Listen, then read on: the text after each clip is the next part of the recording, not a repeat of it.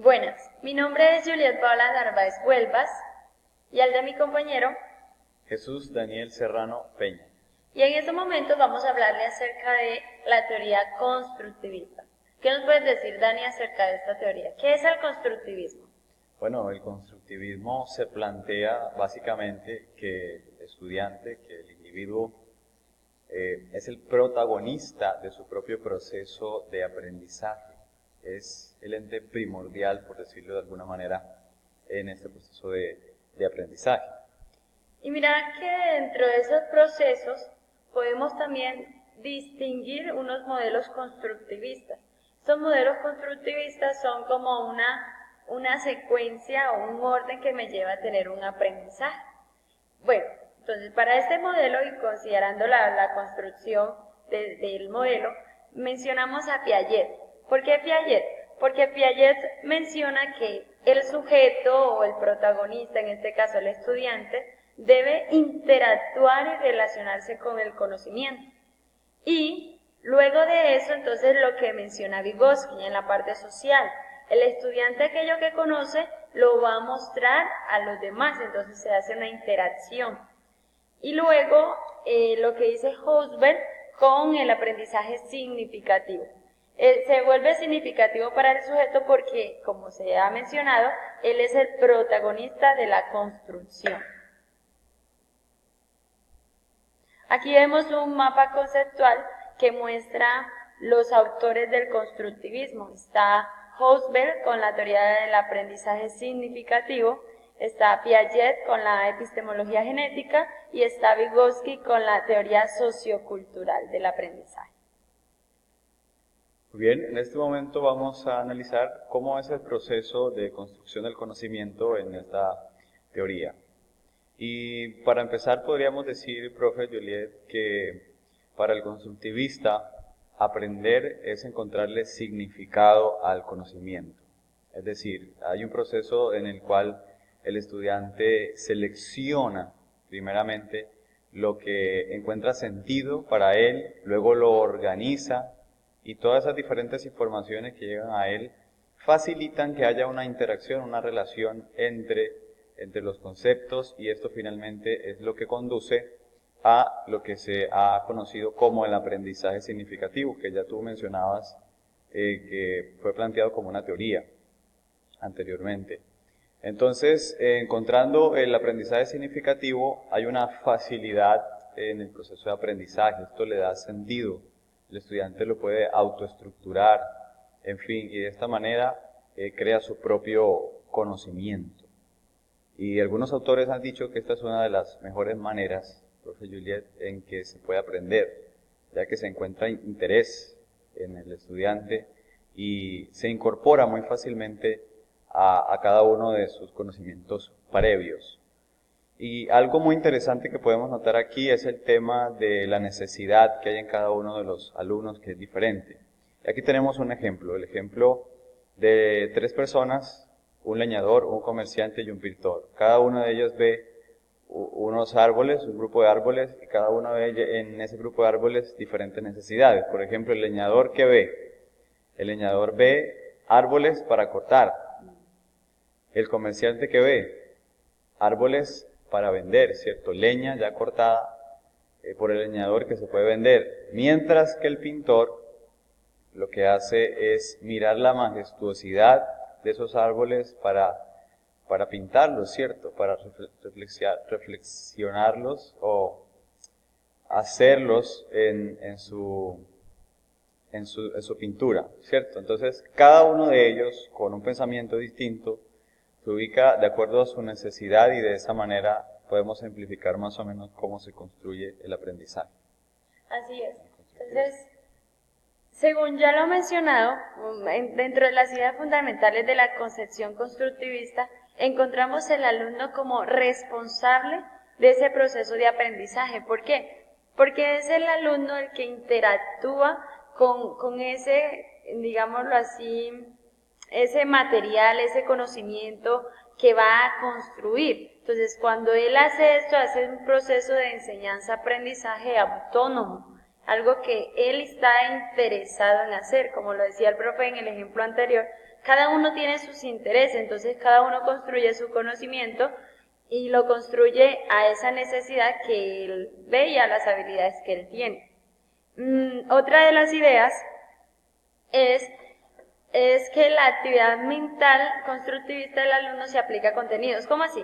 Como vemos en la imagen, en esta imagen de aquí, el muñequito animado que está aquí, tiene números que está vaciando en un embudo. ¿Qué pasa? Los números son el conocimiento que él tiene, pero este conocimiento lo va a vaciar dentro de algo que ya está establecido, en este caso, sobre problemas matemáticos, sobre fórmulas matemáticas. Es decir, que lo que yo ya conozco lo voy a colocar en algo que ya está establecido, que ya está definido. Por ejemplo, la lengua escrita. El niño comienza el lenguaje escrito, pero es algo que el contenido ya se estableció en algún momento y él debe seguirlo. En tercer momento está el papel del facilitador, es decir, el papel del docente.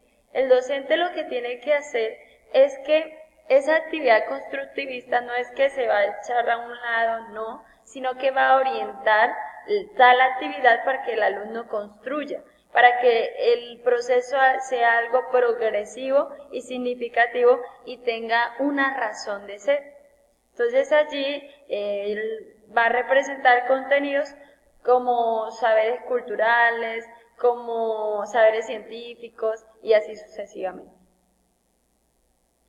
Muy bien, vamos a mirar algunas características básicas del aprendizaje constructivista.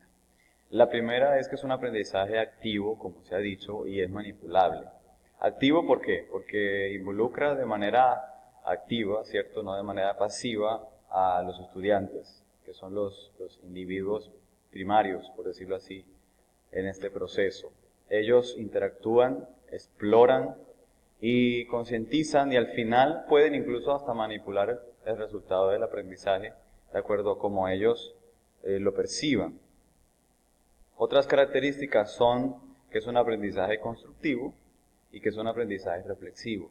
Permite que los estudiantes amolden los conocimientos nuevos a los previos, como la profesora explicaba anteriormente con el ejemplo del embudo.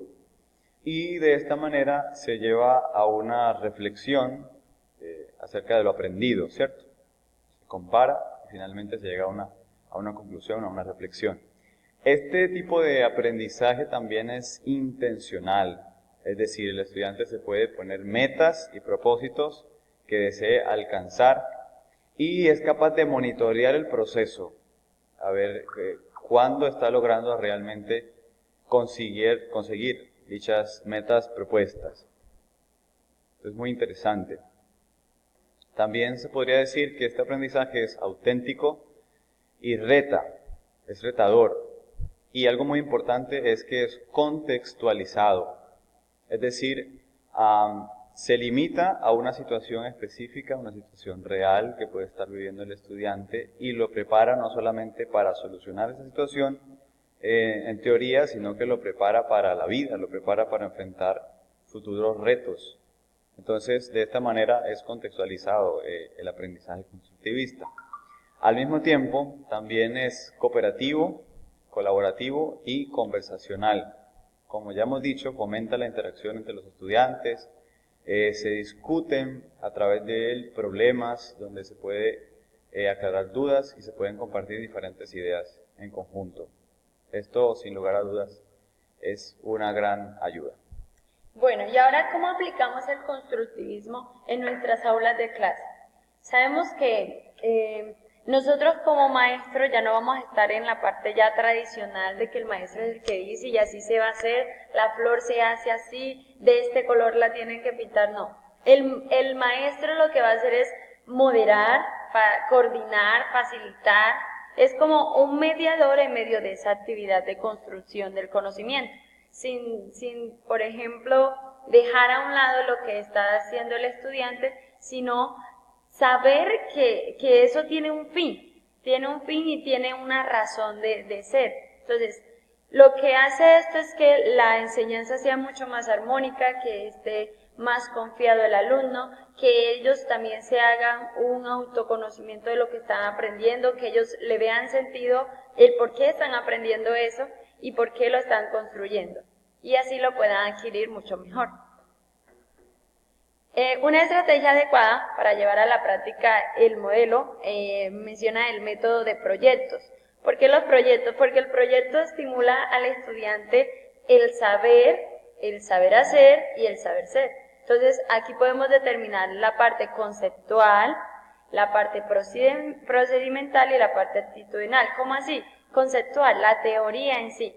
Procedimental, ¿cómo lo voy a hacer? Y actitudinal es qué debo tener en cuenta para realizar esas actividades. Y en el caso de actitudinal, no sé si a ustedes le ha pasado, pero yo sé que muchos de nosotros llega un momento en que cuando estamos construyendo el aprendizaje se vuelve mucho más significativo porque yo estoy interactuando con ellos. Muy bien, y para ir cerrando nuestra presentación, ¿qué te parece, profe, si analizamos cómo debe ser el maestro en este aprendizaje? Así es. Y mira que uno de los puntos que hay que tener en cuenta son las inteligencias de cada uno de los niños. ¿Cómo aprende cada uno de los niños? ¿Cuáles son los intereses de cada uno de ellos? De forma individual y también de forma grupal. Muy bien. Rápidamente algunas características del profesor constructivista.